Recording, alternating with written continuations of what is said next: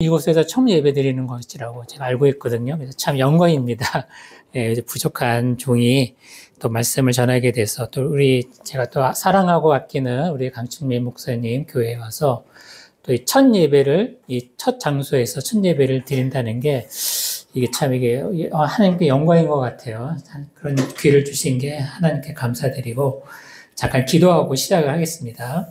사랑과 은혜가 많으신 하나님 감사합니다. 부족한 종이 주의 말씀을 대변하며 말씀을 대언하라고 합니다. 하나님께서 같이 하시고 정말 하나님 이 시간에 듣는 자나 또 말씀을 전하는 자나 하나님 또 놀라운 힘을 얻고 은혜를 얻을 수 있게 도와주시옵소서.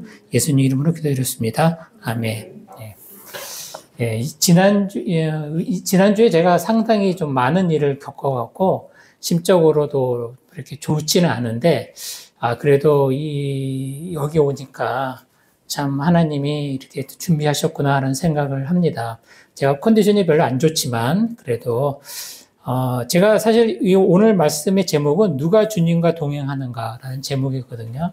그래서 제가 이거는 제가 교수 사역하다 보니까 가끔씩 이제 말씀을 좀 전해달라고 하면은 내가 이번 학기 때는 이걸 전해야 되겠다라고 생각을 하고 있었는데 마침 이제 강철민 목사님이 저한테 전화를 해주고 말씀을 전해달라는 거예요. 그래서 본의 아니게 전한 거예요. 이거는 주님과 근데 딱 맞는 것 같아요. 우리 리빌드 철치가 주님과 동행하는 교회가 되기를 원합니다. 그런 의미에서 또 개개인이 모두가 주님과 동행하기를 원하는 차원에서 이 말씀을 주신 것 같다는 생각이 듭니다.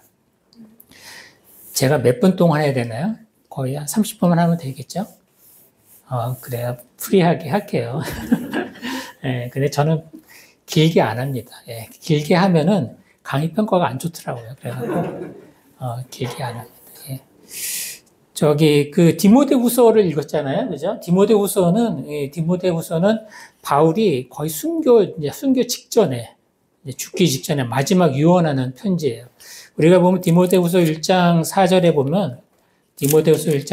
보면은 내 눈물을 생각하여 너 보기를 원하면. 그러니까, 마지막 죽기 전에 이제 디모데를 그 전에 만났을 때 아마 눈물로 헤어지면서 만났던 것 같아요. 그래서 눈물로 만나면서 헤어졌다는 기억 속에서 애틋한 마음으로 본인이 순교하기 직전에 마지막 편지거든요. 그래서 아마 애틋한 마음으로 자신의 인생을 돌아보면서 유언하는 말이라고 말할 수가 있습니다. 그런데 특별히 디모데후서 4장에 보니까 지금 북한 버전으로 읽었던 것 같은데 17절에 보니까 주께서 내 곁에 서서 나에게 힘을 주심은, 그러니까 바울은 자기의 인생을 이렇게 돌아보면서 정말 애틋한 그 디모데에게, 눈물을 흘린 디모데에게 뭐라고 말하냐면 나의 인생은 주님께서 내 곁에 서 있었다. 다른 말로 말하면 나는 주님과 항상 뭐 했다? 동행했다. 그래서 그 동행해서 하나님이 나에게 항상 힘을 주셨다. 참 이 말처럼 좋은 말이 없죠. 그죠? 우리 인생도 마찬가지거든. 우리 인생도 우리가 죽기 직전에 우리 또 자녀들이나 또 지인들에게 나의 인생은 주님께서 같이 하셨습니다. 그리고 나의 인생은 주님께서 같이 하셨고 나에게 힘을 주셨습니다. 이런 고백을 여러분도 하기를 원하지 않습니까? 그렇죠? 예. 그래서 그 바울은 자기가 죽기 전에, 순교하기 전에, 원망하거나 또 내가 아쉽거나 뭐 이런 말을 하지 않고 주님이 나와 함께 하셨습니다. 그리고 주님이 나를 도와주셨고 힘을 주셨습니다. 이렇게 이제 고백을 하는 거예요. 저도 이제 이런 고백을 하고 싶고, 여러분도 이런 고백을 하고 싶은데, 그러면 이제 여기서 문제가, 그러면 어떤 사람이 과연, 바울은 어떻게 주님과 동행할 수 있었는가? 동행하는 삶을 살았다고 고백할 수 있었는가라는 이제 문제가 이제 질문을 던지게 되는데, 자, 디모데후서에서 그런 힌트가 있느냐라고 봤을 때, 저는 이제 디모데후서 4장 5절에, 그래서 오늘 제목은 누가 주님과 동행하는가, 이제 이런 제목으로 말씀을 나누기를 원하는데, 디모데후서 4장 5절에 보니까 이런 말이 있습니다. 예. 그러나 너는 모든 4장 5절 그러나 너는 모든 일에 신중하여 고난을 받으며 전도자 일을 하며 내 직무를 다하라. 저는 이 구조를 보고 바울이 주님과 그의 삶이 주님과 항상 동행하는 삶을 살 수 있었던 것은 그가 신중했기 때문이다라는 것을 여기서 제가 얻었어요.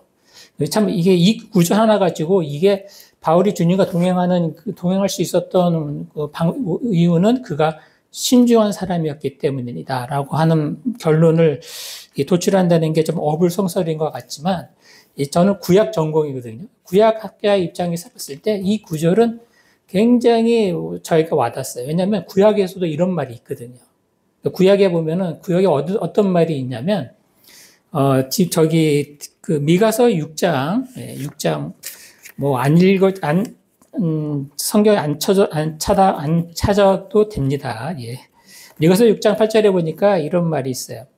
사람아 주께서 선한 것이 무엇임을 내게 보이셨나니 여호와께서 내게 구하시는 것은 오직 정의를 행하며 인자를 사랑하며 겸손하게 내 하나님과 함께 행하는 것이 아니냐. 옛날 성경에는 그러니까 주인 하나님과 함께 동행하는 것이 아니냐. 그렇게 되어 있는데요. 여기서 겸손하게라고 하는 이 히브리어 단어가 겸손하게로 번역된 히브리어 단어가 사실 신중하게. 그러니까 신중하게 하나님이 원하는 것은 우리가 신중하게 하나님과 동행하는 것이 아니냐 이런 말이에요. 그러니까 하나님은 우리가 동행하려고 하려면 우리 자신은 뭐 해야 돼? 굉장히 신중해야 돼.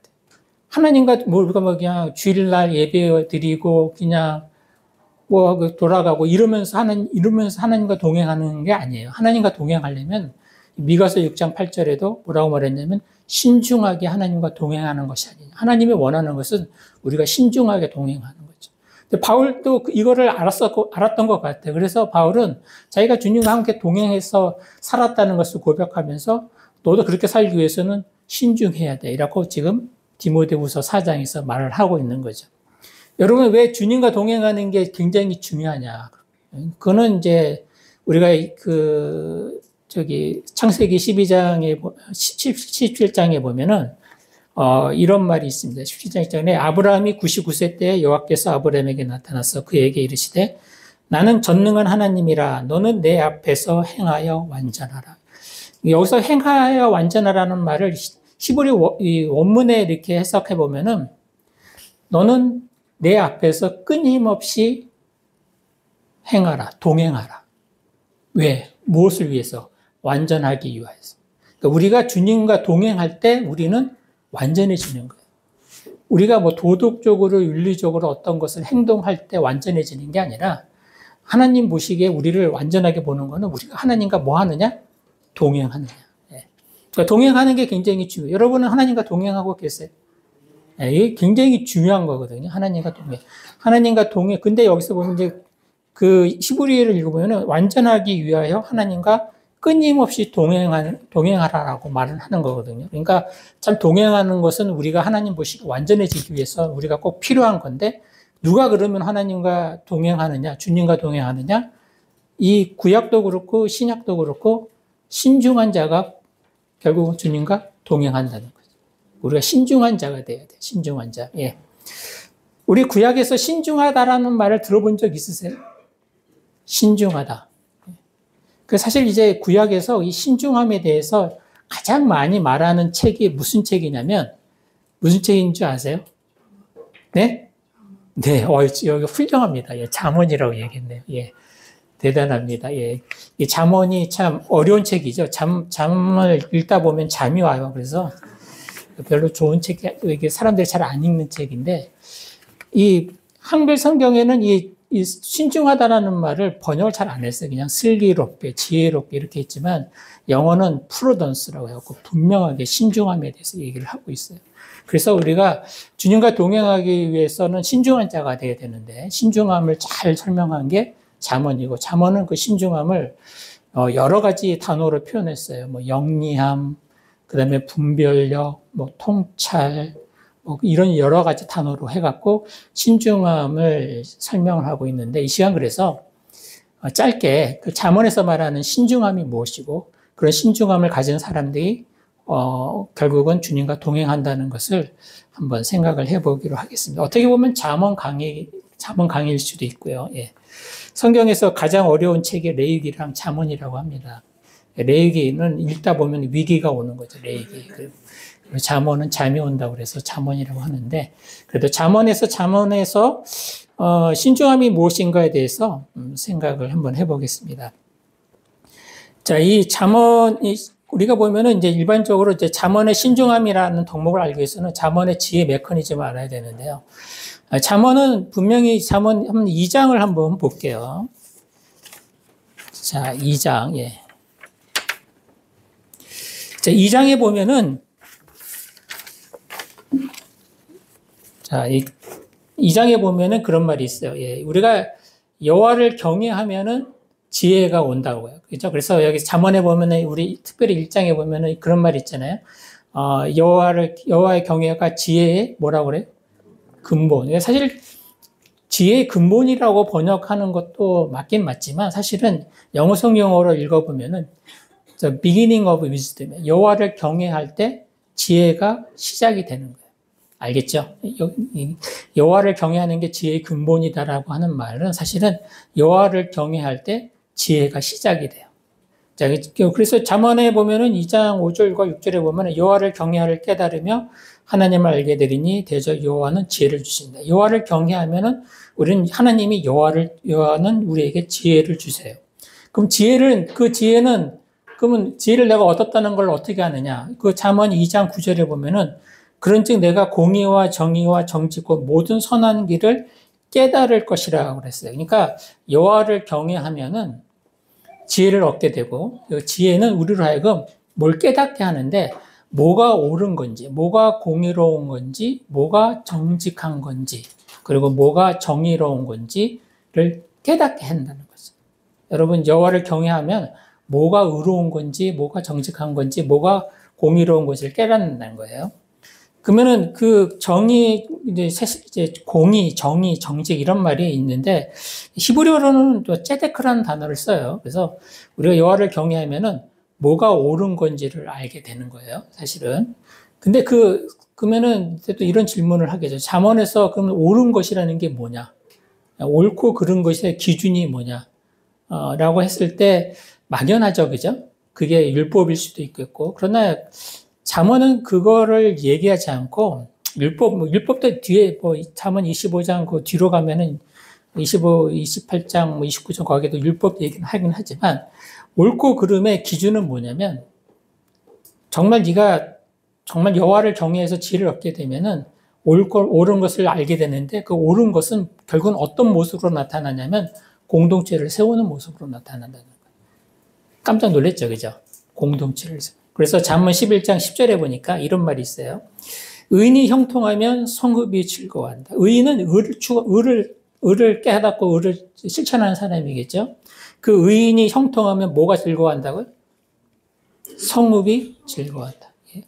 또 성읍은 잠언 11장 11절에 성읍은 정직한 자의 축복으로 인하여 진흥하고. 그러니까 이게 의를 행하는 이제 여호와를 경외해서 지혜를 얻게 돼서 뭐가 옳은지를 깨닫는 사람은 이제 그걸 실천할 거 아니에요? 그러면 그 실천하는 사람은 결국은 그 사람을 통해서 뭐가 즐거워한다고? 성읍은 뭐예요? 성읍은 공동체죠, 공동체. 그러니까 내가 속한 하나님은 그러니까 참 그런 것 같아요. 하나님은 우리가 하나님을 경외한다는 거는 경외하면 우리 잘 믿고 잘 살아서 축복받고 천국 간다 이런 게 아니라 경외하면은 우리가 지혜를 얻어서 옳은 거를 분별하게 되는데 그 옳은 것의 기준은 뭐냐면 내가 속한 가정과 공동체와 교회를 세우는 거예요. 여러분은 그런 세우는 사람이 됐어요?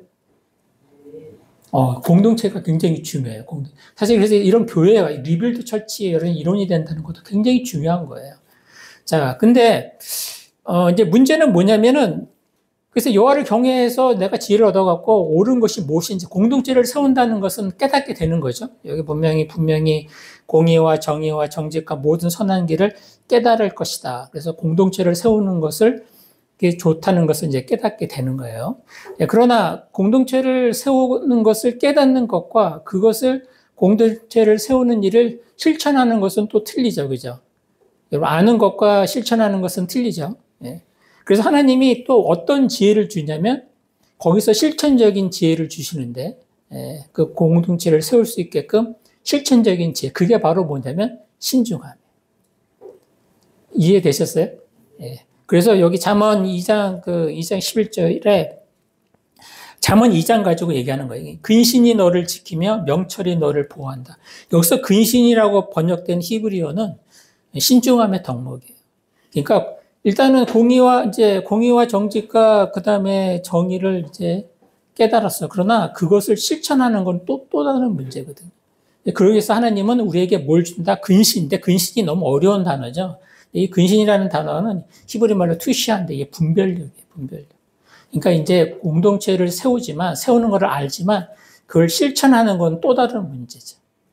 여러분이 참 쉽지 않죠. 내 공동체를 세운다는 거, 누구나 여기 있는 사람들 다 공동체를 세우기를 원해요. 그죠? 가정을 세우기를 원하고, 교회를 세우기를 원하고, 그렇지만 그거를 실행에 옮기는 거는 하는 문제가 있어요, 없어요? 있죠. 그래서 하나님은 우리에게 그런 신중함을 준다는 거예요. 그래서 이 신중함을 통해서 음료를 구별하고, 그 다음에 마땅히 뭐예요?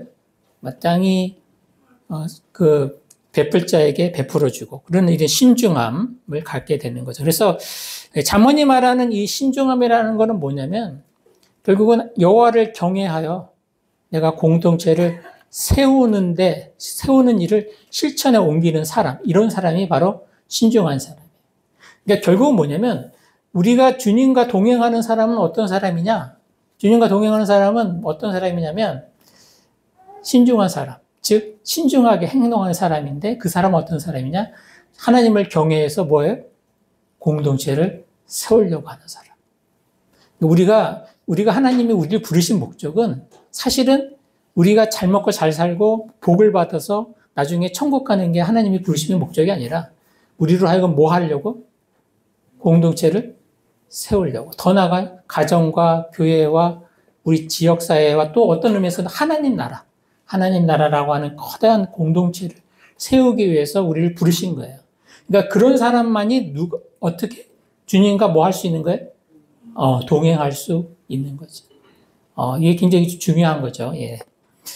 자, 그래 잘 따라오시네요. 여기 참 그래도 강슬민 목사님이 목회를 잘하신 것 같아요. 예, 따라오셨어요. 두 번째는 뭐냐면은 잠언이 말하는 신중한 자는 어떤 사람이냐면, 그래서 이제 그 신중한 자의 특징은 뭐냐면, 또 신중함을 또 반대하는 게 있어요. 반대하는 신중함을 하지 못하도록 하는 게 뭘 것 같아요? 한번 여러분 잠언 한번 읽어보셨죠? 신중함을 하지 못하게 하는 게 있어요. 우리로 하여금 신중함을 하지 못하도록. 네? 조급함? 그렇죠. 뭐 그런 것도 맞는 건데, 사실은 이제 결국은 신중하지 못한 이유는 우리가 그렇잖아요. 결국 신중하지 못한 사람들이 사기 많이 당하잖아요. 그죠? 결국 사기 당한 사람들도 보면 가만히 보면 그 사람들도 뭐 일확천금을 노리잖아요. 그게 결국 신중함을 반대하는 거는 이기적인 욕구예요. 그래서 이기적인 욕구가 신중함을 우리가 주님과 동행하는 데 있어서 왜 동행하지 못하느냐? 결국 그 때문에 못하는 거예요. 신중하지 못한 거예요. 신중하지 못한 이유는 뭐예요? 우리 속에 뭐가 있기 때문에? 이기적인 욕구가 있는 거죠. 그래서 그 이기적인 잠언은 그 신중하기 위해서는 너가 그 이기적인 욕구를 하나님의 말씀, 훈계를 통해서 끊임없이 제어해야 된다고 지금 말을 하고 있어요. 그래서 훈계라는 단어가 굉장히 중요합니다. 잠언 우리가 보니까 1장에 보니까 잠언 1장에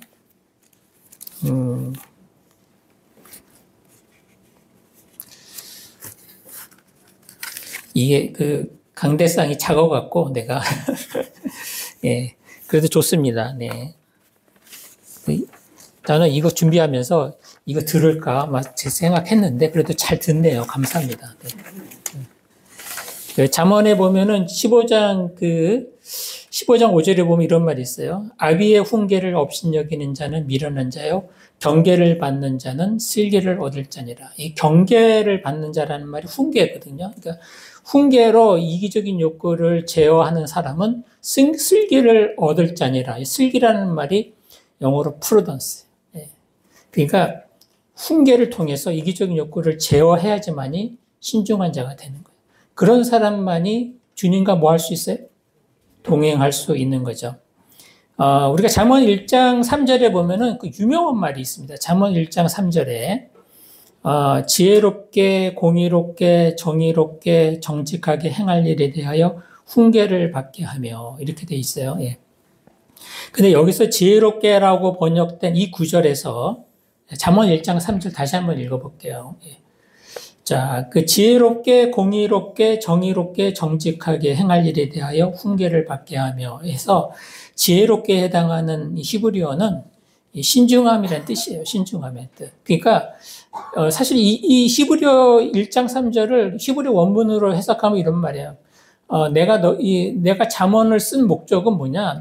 너희로 하여금 훈계를 받게 하여, 이기적인 욕구를 제어할 수 있도록 훈계를 받게 하여 지혜롭게, 즉 신중함을 갖게 해서 그 결과 공의와 정의와 정직을 실천할 수 있도록 하기 위해서 내 이 잠언을 쓴다, 이렇게 지금 말하고 있는 거죠. 그러니까 잠언은 결국은 우리로 하여금 신중함을 갖게 해서 공의와 의와 정직을 행하게 하는 건데, 그 신중함을 위해서는 뭐가 필요하다? 우리의 뭘 제어해야 된다고요? 이기적인 욕구. 그래서 이기적인 욕구를 뭘로 제어하느냐? 훈계로.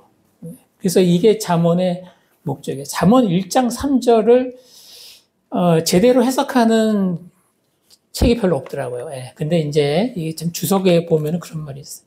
신중함이 굉장히 중요하고, 신중한 자가 주님과 동행하는데 신중함에 있어서 그걸 반대하는 게 이기적인 욕구고, 이기적인 욕구를 그래서 훈계로 제어할 것을 말하고 있어요. 이거를 바울은 알았을까요? 몰랐을까요? 알았을 것 같아요? 몰랐을 것 같아요? 몰랐다고 생각할 수도 있겠죠. 예. 예. 근데 그건 아니죠. 그죠? 예. 바울은 제가 이렇게 신약 성경을 읽어보니까 바울은 구약을 너무 많이 인용하고 있어요. 그리고 구약을 정말, 그러니까 바울 당시에는 구약이 성경이었잖아요. 구약만. 그러니까 구약을 가지고 신약을 쓰는 거죠.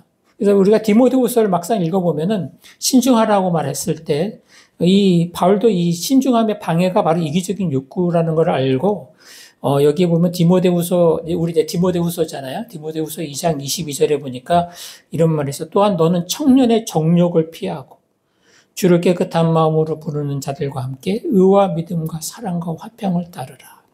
디모데후서 4장 3절. 때가 이르리니 사람이 바른 교훈을 받지 않냐하며 귀가 가리워서 자기 사욕을 따를 스승을 많이 두고. 그러니까 바울도 신중함에 있어서 그 걸림돌이 뭐냐면 우리의 이기적인 욕구, 정욕, 사욕. 그래서 디모데에게도 그런 얘기를 하는 거예요. 내가 주님과 동행할 수 있었던 이유는 내가 신중했기 때문인데, 신중함의 반대가, 그 반대 세력이 뭐냐? 이기적인 욕구. 너도 그래서 이기적인 욕구를 항상 뭐 하라? 피하라. 그래서 청년의 정욕을 피하고, 그 다음에 자기의 사욕을 따르는 스승을 두지 말고. 지금 이렇게 얘기를 하는 거예요. 우리가, 그럼 이제 여기서도 이런 문제가 생겨요. 그러면은 구체적으로 이기적인 욕구가 뭔데? 대충은 알죠, 그죠? 그러나 바울도 이기적인 욕구에 대해서 디모데에게 얘기를 하는 거예요. 이기적인 욕구가 신중함을 굉장히 방해하는 요소니까. 그래서 여기 보면은 디모데후서 3장 2절과 4절. 그래서 디모데후서 3장, 그러니까 이게 디모데후서는 어떻게 보면은 우리 잠언이 원래 그런 거잖아요. 아비가 아들에게 이제 교훈하는 책이잖아요. 마찬가지로 디모데후서는 어떻게 보면은 아버지인 그 바울이 아들인 디모데에게 교훈하는 거예요. 근데 어떤 거를 많이 가지고 교훈하고 있냐? 지금 무슨 책을 가지고 교훈하고 있는 거예요? 잠언. 잠언을 많이 아는 게 중요한 거죠. 그래서 이기적인 욕구에 대해서 벌써 11시 25분이네. 끝났네요, 이제 제가. 전 딱 30분이면 끝나요, 저는. 그래요. 그래서 디모데후서 3장 2절과 4절에 보니까 이기적 욕구가 어떤 거냐라고 얘기를 하는 거예요. 사람들이 자기를 사랑하며 돈을 사랑하며 자랑하며 교만하며 비방하며 부모를 거역하며 감사하지 아니하며 거룩하지 아니하며 무정하며 원통함을 풀지 아니하며 모함하며 절제하지 못하며 싸나우며 선한 것을 좋아하지 아니하며 배신하며 조급하며 아까 조급하다는 말 했었죠. 누가 그죠? 조급하며 그다음에 자만하며 쾌락을 사랑하기를 하나님 사랑하는 것보다 더하며 이게 바로 이기적인 욕구예요. 여러분 돈을 사랑하고 자기를 사랑하고 그죠? 교만하고 이러면은 주님과 동행할 수 있어요, 없어요? 네, 동행할 수 없는 거죠. 그러니까 이제 이거 바울은 그래서 이 디모데후서를 읽어보면은 저는 구약학자니까 이거 완전히 이건 잠언이네. 그런 생각이 들어요. 잠언도 이런 얘기를 하는 거거든요. 예. 자, 그래서 신중한 자, 주님과 동행하는 사람은 누구냐? 신중한 자인데, 신중한 자는 항상 자기의 이기적인 욕구가 있음을 훈계로 그걸 알고 훈계로 제어하는 사람이다. 라는 것을 잠언은 얘기하고 있고요. 자, 그 다음에 마지막으로 신중한 자의 구체적인 모습은 뭐냐? 잠언에서 신중한 자의 구체적인 모습. 그러니까 우리가 약간 신중한 자에 대해서 약간 이제 첫 번째는 뭐야? 하나님을 경외해서 공동체를 세우는 사람이고, 그 다음에 이제 이기적인 욕구를 항상 제어하려고 하는 사람, 이런 거를 이제 배웠는데, 구체적으로 그러면 신중한 자의 모습은 무엇일까? 잠언은 사실은 신중한 자의 모습이에요. 근데 이거를 다 얘기할 수는 없잖아요. 그죠? 제가 조금 5분만 더 할게요. 그만할까요? 5분만 더 할게요. 신중한 자의 모습은 첫 번째는 뭐냐면요. 그 7가지로 얘기할게요. 7가지로 얘기하는데요. 뭐 여기는 신중한 미래를 대비해서 부지런하게 행동하는 사람, 그 다음에 미래를 속단하지 않는 사람, 또 신중한 자는 속지 않고 상황을 분별하는 사람이에요. 여기 잠언 14장 8절에 보면 슬기로운 자의 지혜는 자기의 길을 아는 것이라도 미련한 자는 아니죠. 미련한 자는 어리석음은 속이는 것이라. 그러니까 신중한 자는 상황을 분별해요. 정확하게 분별하는 사람. 신중한 자는. 그래서 또 신중한 자는 노하기를 더디한다고도 말하고 있고요. 14장 17절에 노하기를 속히 하는 자는 어리석은 일을 행하고. 또 잠언 그다음에 잠언 19장 11절에 보면 노하기를 더디하는 것이 사람의 슬기다. 이 신중함을 하는 것은 함부로 화를 내지 않아요. 함부로 화를 내지 않아요. 다섯째, 그 다음에 신중한 자는 전문적 기술을 가지고 공동체를 세운다고 말합니다. 11장 14절에 보니까 잠언 지략이 없으면 백성이 망하여도 지략이 많으면 평안을 누리니라. 여기서 지략이라고 하는 말은 전문적인 기술이에요. 그러니까 우리가 주님과 다른 여기 이 구절은 참 이상할 수도 있지만 주님과 동행하는 사람에게 주님과 동행하는 사람은 신중한 사람인데 이 신중한 사람은 공동체를 세우잖아요. 누가 공동체를 세울까요? 전문적인 기술이 있어야 돼. 자기만의 기술이 있어야 돼. 그러니까 여러분 하나님은 우리에게 주님과 동행하기 위해서 하나님은 우리에게 신중함을 주는데 신중한 자는 그 공동체를 세우기 위해서 나름대로의 전문적인 기술을 갖게 하셔서 공동체를 세우게 하고 그 과정에서 주님과 동행하도록 이끄신다는 거예요. 그러니까 여기 보면은 잠언은 그런 말을 해요. 22장 29절에 네가 자기 일에 능숙한 사람을 보았느냐 이런 사람은 왕 앞에 설 것이라. 그러니까 신중하다는 거는 그냥 가만히 있는 사람이 아니라 어떤 미래를 대비하고 속지 않고 노하기를 더디하고 상황을 분별하면서도 자기가 공동체를 위해서 할 수 있는 것에 대해서 능숙한 어떤 전문적인 기술이 있어야 돼요. 여러분 그런 기술이 있어요, 없어요? 설거지하는 것도 기술이에요. 그냥 주방에서. 사실 하나님은 또 그렇게 주시는 거예요. 전문적인 기술을 갖게 또 하시는 거죠. 예. 근데 진짜 중요한 거는 또 있어요. 또 신중한 자는 신중한 배우자와 친구를 얻는다고 해요. 그래서 또 27장 17절에 보면은 철이를 날카롭게 하는 것 같이 사람이 그의 친구의 얼굴을 빛나게 한다. 그리고 정말 신중한 사람은 누구랑 사귀어요? 정말 충직한 친구를 사귀는 거예요. 그 신중한 사람과 아닌 사람을 구별하는 방법은 뭐냐면 그 친구를 보면 알아요. 그 친구, 같이 다니는 사람을 보면 알아요. 그리고 또 이런 것도 있어요. 신중한 사람은 신중한 배우자를 얻는데요. 그래서 그런 신중한 사람의 특징이 바로 그런 거예요. 속지 않고 상황을 분별하고 미래를 대비하고 노하기를 더디하고 그 다음에 뭐예요? 전문적인 기술, 나만의 전문적인 기술이 있어요. 하나님은 그런 사람, 주님과 동행하는 사람에게는 반드시 그런 기술을 주신다는 거죠. 하나님이. 또 그 다음에 뭐예요? 신중한 배우자와 신중한 친구를 얻는데요. 자기 배우자가 신중한 배우자가 아니면 지금 본인은 친중한 사람이 아니에요, 지금. 근데 결혼한 사람은 할 수 없어요. 근데 이제 결혼 이제 안 한 사람들, 이제 안 한 사람들. 저도 신중한 사람 아니에요. 제가 보니까 우리 아내가 신중하지 않더라고요. 그래갖고, 근데 이제 어쩔 수 없죠. 뭐 어떡하겠습니까. 그러니까 우리가 보면은 정말 그 잠언이 그렇게 얘기하는 정말 신중한 배우자면 그러니까 이제 잠언의 쭉 얘기를 보면 나중에 현숙한 여인이 나타나잖아요. 아비의 교훈을 받은 아들이 정말 신중할 때 나중에 현숙한 여인을 얻는 거예요. 그게 또 잠언의 그런 교훈이거든요. 그러니까 여러분 이제 결혼한 사람은 이제 이미 끝났고 결혼 안 한 사람들은 정말 신중한 사람이 돼서 누구를 얻어야 돼? 신중한 배우자. 신중한 배우자를 얻는 거죠.